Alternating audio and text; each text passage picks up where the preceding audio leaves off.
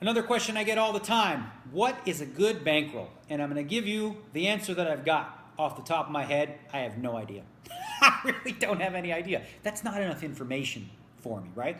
Because you're going to have to ask yourself a few more questions. First and foremost, how comfortable are you with losing it all, right? Do you want a bankroll that guarantees you will never ever go broke? Or what is your willingness to risk of ruin, if you will? Like, you want to make sure there's like a 97% chance you don't go broke? Do you want to make it like 50-50? How much of a gambler are you? Where are you at with all those kind of things? You couple that with another important part of the equation, and that's how good are you? I don't know how good you are.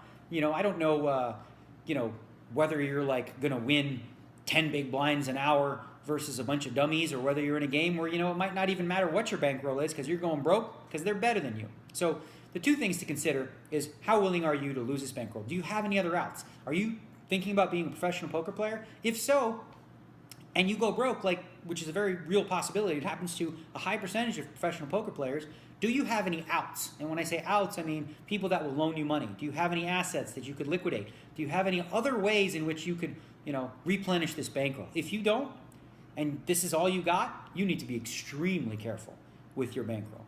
Because, and the best way to build that bankroll is to lower your expenses. I often ask people, when they're not doing so well, I just say, I want to know how much are they making an hour, what are they making in these games, but most importantly, I want to know, what's your monthly nut? How much money are you spending each month?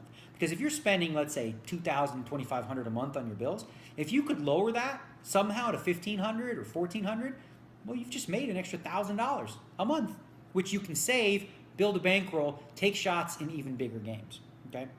I would say is like a general rule, and listen, don't quote me on this, I didn't run the math on it, but if you're playing cash games, you want to have, and this is cutting it close, right? You want to have like 20 buy-ins at least, and I'm talking full buy-ins, not the table minimum, but like the table maximum. You want to have 20 of those, and if you did, I wouldn't even buy in for the table maximum. I'd buy in likely for the minimum or somewhere close to that.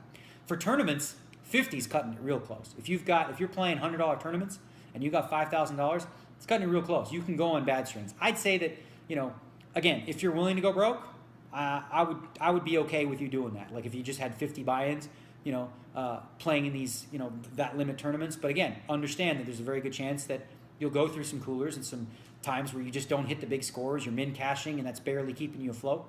So overall, again, this question isn't one that you guys are going to ask me all the time. What's a good bankroll for 1-2 no limit?